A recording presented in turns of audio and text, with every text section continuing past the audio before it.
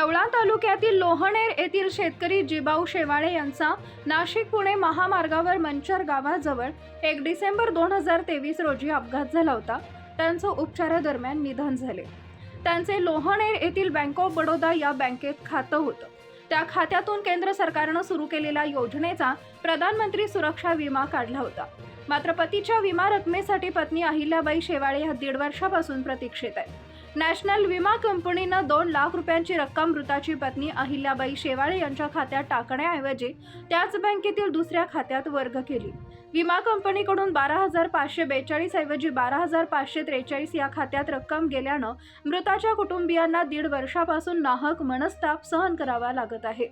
विम्याची रक्कम का मिळत नाही याची चौकशी करण्यासाठी अहिल्याबाई शेवाळे यांनी बँकेत चौकशी केली असता विमा कंपनीकडून संबंधित रक्कम दुसऱ्या खात्यात वर्ग झाल्याचं त्यांच्या लक्षात आलं. शेवाळे यांनी पाठपुरावा केल्यानंतर विमा कंपनीनं दिनांक 27 नोव्हेंबर 2024 रोजी ज्या व्यक्तीच्या खात्यात चुकून पैसे जमा झाले त्या व्यक्तीला वसुलीसाठी नोटीस बजावण्यात आली आहे.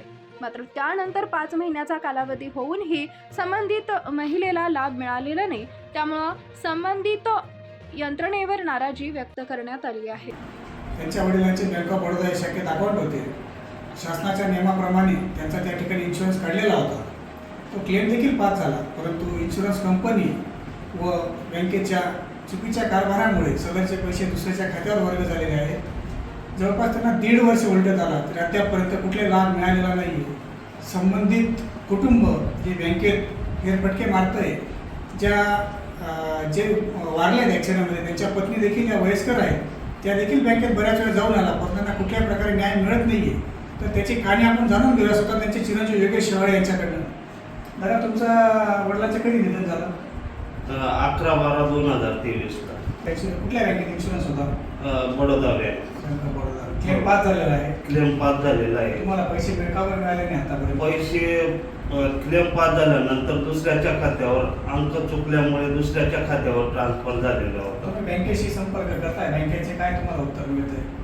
साहेब म्हणताय आमची प्रोसिजर चालू आहे, आम्ही करतो. किती वर्ष झाले या गोष्टीला? तुम्ही किती चक्रा मारल्या? जवळजवळ 1 एप्रिल पासून पैसे पडलेले. 1 एप्रिल पासून पैसे पडलेले. 5 एप्रिलला त्याने पैसे काढले मला पुढे, आणि 13 नोव्हेंबरला मला उघडकेस आलं. असा प्रकार घडला बुवा. असं दुसऱ्या निधन झाल्यानंतर इन्शुरन्सचे पैसे काय येत नाही याबाबत त्यांनी बँकेत चौकशी केली तर त्यास क्लेम पास झालेला होता. त्यानंतर कळालं की क्लेम पास झाला आहे, परंतु पैसे ते त्यांच्या खात्यात न येता त्यांच्याच गावातील संबंधित दुसऱ्या व्यक्तीच्या खात्यावर पैसे गेलेले आहेत. हे अशा बारबांगा कारभारामुळे इन्शुरन्स कंपनीच्या पात्र असताना देखील त्याचा लाभ त्यांना मिळालेला नाही आहे. कोण घेऊन गेले का?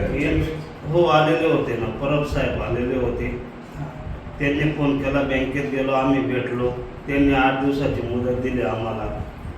आता या गोष्टीला किती दिवस उलटले? जवळजवळ 3-4 महिने झाले असतील. 4 महिन्यापासून उडीचे उत्तर चालू आहे. माझ्या नवऱ्याचं अपघाते निधन झालं तर लोणेर इथे बडोदा बँकेत विमा काढलेला होता. तो विमा पास झाला, खाते नंबर चुकल्यामुळे दुसऱ्याच्या खात्यावर गेला. 1.5 वर्ष झाला तरी विमा मिळाला नाही. माझा विमा लवकरात लवकर परत द्या.